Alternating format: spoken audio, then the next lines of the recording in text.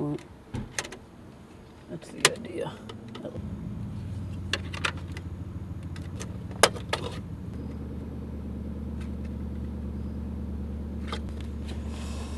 Alright. What's up? I'm Nico. This is my car, Filthy. And today we're going to be installing a head unit in a 96 Honda Civic EK. Let's go. Alright, boom. So, as you can probably tell by the hole in my dash, I've got no radio, no music, and I've been rolling around like that for like 2 months, so we're going to have to change that today.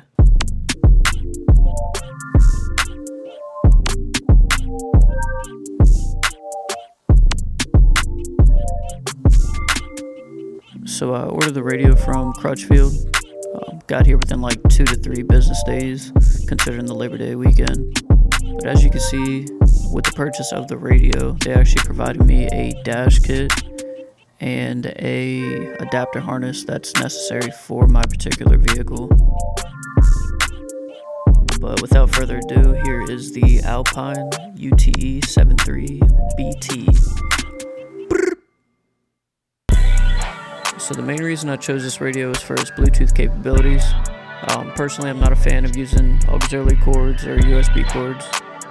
And I also wanted to go with a reputable brand that's been around for years, such as ALPINE. So as you can see here, in my right hand is the harness that ALPINE provides that'll plug straight into the back of their head unit. And in my left hand is the adapter harness that Crutchfield provided that'll plug directly into my factory harness of my vehicle. So hopefully that doesn't confuse you guys too much. It'll all start to make sense here in a little bit. But in the meantime, I kind of just want to show you what else was provided in the box itself with the head unit. And starting off, we have the faceplate.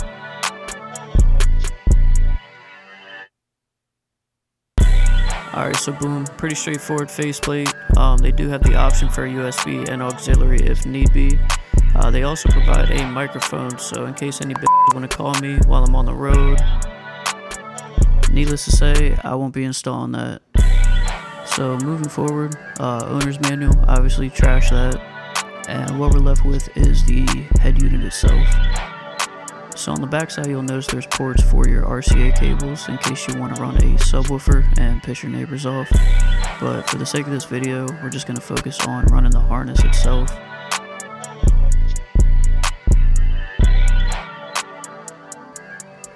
And now that we have everything unboxed, it's time to move on to wiring. Alright, so what we're going to be doing next is splicing each end of our harnesses together.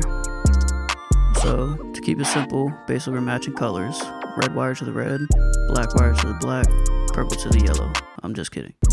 Alright, so we just crimped the purple wire with the black stripe, and you guess it, we're going to be crimping that to the other purple wire with the black stripe.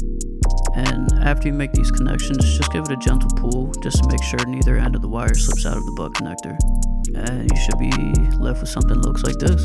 So you'll see everything spliced together except for the blue wire with the white stripe, which is known as the remote wire, and that's going to be for running an amp, but we're going to skip that for now. So our next step is applying heat to the connector, and this is going to seal up the insulation, causing it to shrink, just ensuring that there's no contaminants that get in the connector itself. So just to give a comparison, the one on the left is one with heat applied, the one on the right, no heat applied. Alright, so the next step isn't super necessary, but I just like to take a couple zip ties and tie everything together just to make it a little cleaner. And now we are ready for install. Alright, so now we're back in the car and ready to hook up the factory wiring harness. So now that end's plugged in, the other end's going to go to the radio itself. And before installing into your dash, I would highly advise checking your power first. Look at that. So this is the radio frame itself, and see it's got 2 little push tabs that lock the radio on the side. So you want to go ahead and slightly push those in. Boom and boom.